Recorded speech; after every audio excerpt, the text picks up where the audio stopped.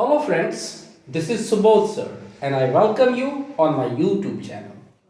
Dear friends, in this class of today, I have brought a very special video for you people, and this video is especially related to the suitable use of preposition.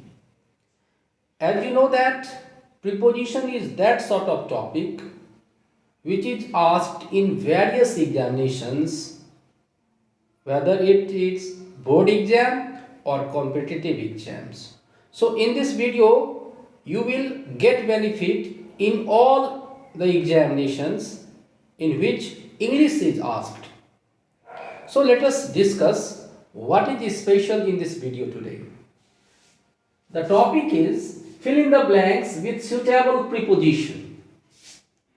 Dear students, don't forget that preposition is a broad topic. It's a large topic, but a little more practice of preposition will make you very efficient, able to use the correct use of preposition. And in these questions, you will see that how prepositions are used, especially the fixed prepositions. So see the first question. She prevented me.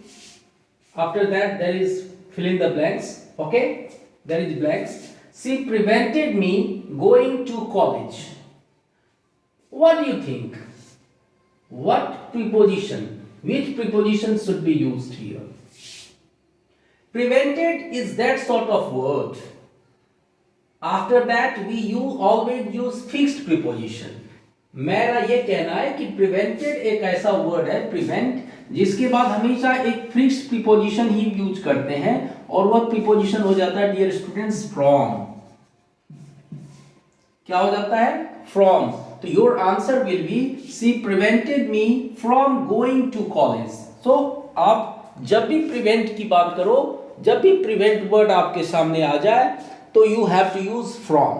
She prevented me from going there. है ना? Now let us discuss the second question. Never laugh dash the disabled. Disabled, the person which is handicapped, physically handicapped, that is called disabled. तो never laugh, कभी मत हंसिए किस पर? Disabled पर, यानी कि physically handicapped person पर. तो laugh एक ऐसा word है dear students, laugh, जिसके बाद हमेशा हम फिक्स्ड प्रीपोजिशन यूज करते हैं और वह हो जाता है at. laugh at people, laugh at others. ये आप याद रखना फॉर्मूला कि laugh at people, laugh at others. तो इसमें आपका आंसर at हो जाएगा. क्लियर हो गया? तो आपको ये याद रखना है कि laugh के बाद हमको at प्रयोग करना है. क्लियर? थर्ड वन में कहता है कि I am grateful to my friends. I am grateful dash my friends for their moral support. देखिए grateful एक ऐसा वर्ड है ना, grateful एक ऐसा वर्ड है जिसके बाद grateful का आभारी होता है. एक होता है great, G-R-E-A-T, वो अलग वर्ड है ना, महान, और ये great के साथ जब full लग जाता है तो grateful हो जाता है और इसका अर्थ महान हो जाता है ना, आभारी हो जाता है, सॉरी आभारी हो जाता है. I am grateful. तो ग्रेटफुल के बाद हमेशा आप टू प्रीपोजिशन का प्रयोग करोगे. किसका प्रयोग करोगे? तो तीसरा का आंसर आपका टू हो गया. I am grateful to my friends for their moral support. देखिए नेक्स्ट वर्ड है आपका बिवेयर, है ना. Beware, please beware dash dogs. तो बिवेयर एक ऐसा वर्ड है जिसके बाद हमेशा ऑफ ही होता है. बिवेयर के बाद आप अगर ध्यान से देखोगे, आपने पढ़ा होगा कि बिवेयर के बाद हमेशा डॉग यानी रहेगा, यानी कि जो कोई भी सावधान किसी से भी रहना है तो बिवेयर के बाद आप ऑफ का प्रयोग करोगे. तो प्लीज बिवेयर ऑफ डॉग्स, कृपया कुत्तों से सावधान हो जाए, है ना. तो इस तरह से आप by using fixed preposition you can make your sentence correct.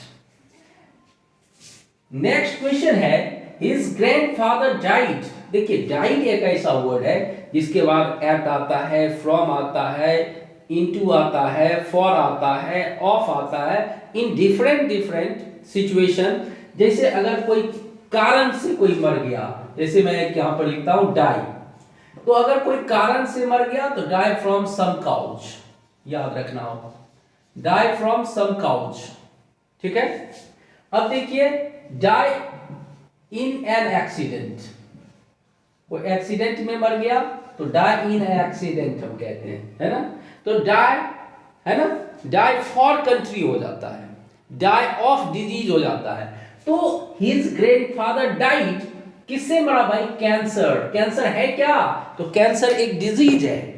तो जब कोई भी आदमी डिजीज से मरता हो, जब कोई भी आदमी कोई डिजीज से मरता हो, तो वहां पर हम किसका प्रयोग करेंगे? ऑफ का प्रयोग कर देंगे। एकदम बिल्कुल ध्यान में रखिएगा आप कि डाई के बाद हम ऑफ का प्रयोग कर देते हैं। तो क्या कहेंगे?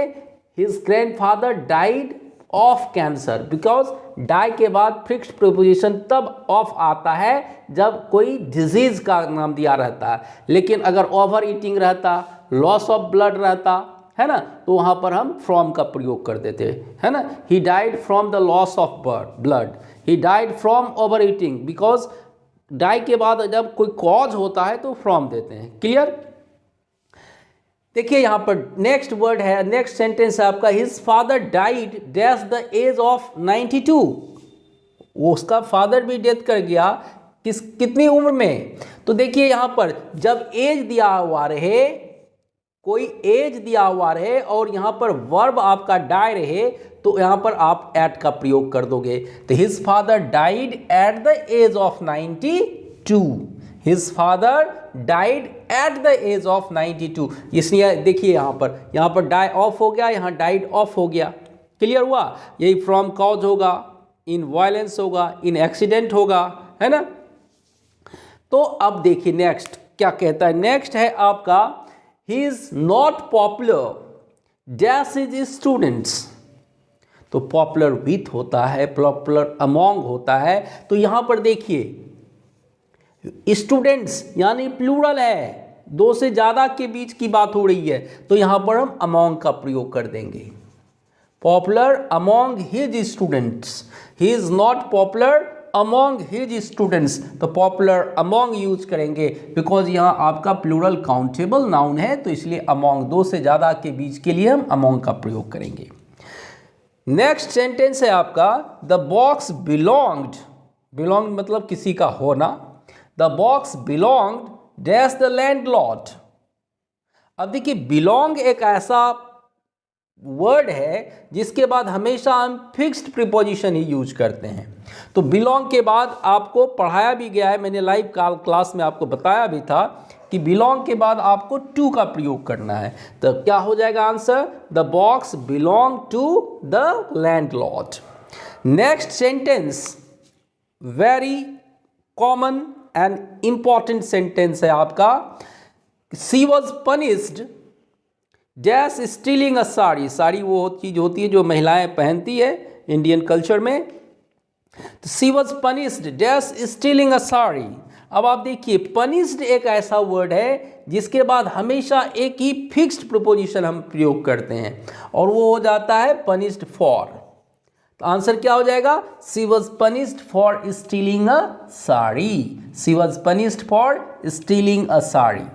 नेक्स्ट सेंटेंस जो ग्रीन कलर से है आपका, वो देखिए आप ध्यान से देख लीजिए, she was driving dash a thick forest. Thick forest का मतलब घना जंगल हुआ, जो जंगल बहुत घना होता है ना। When her car broke down, broke down मतलब स्टॉप वर्किंग, कार ने काम करना बंद कर दिया, रुक गया। तो she was driving dash a thick forest when her car broke sorry when her car broke down. अब आप यहां देखिए ड्राइविंग, यहां पर बहुत आदमी क्या करते, थ्रो का प्रयोग करना चाहोगे आप। She was driving through a thick forest.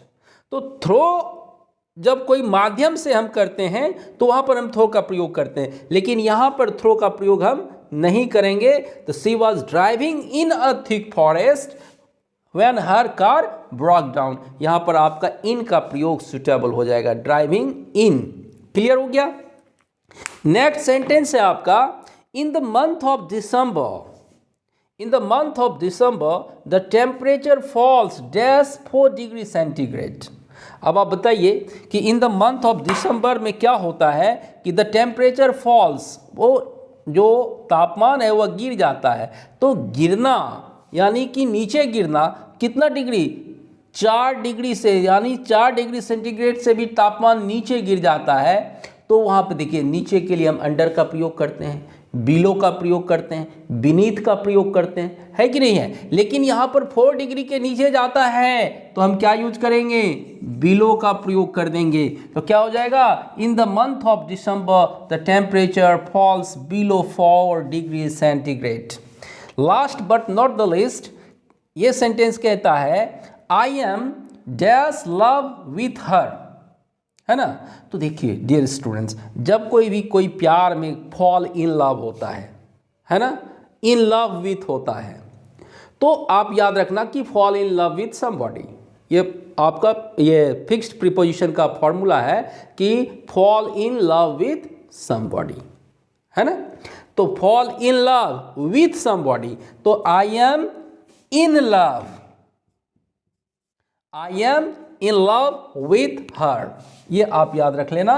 So these are the important sentences in which I have just used the preposition, suitable preposition, and hope you will surely like this video and share among your friends, and do comment upon this video, and if you haven't subscribed my channel, please do subscribe it so much so that you can get the first and foremost notification of my video, है ना।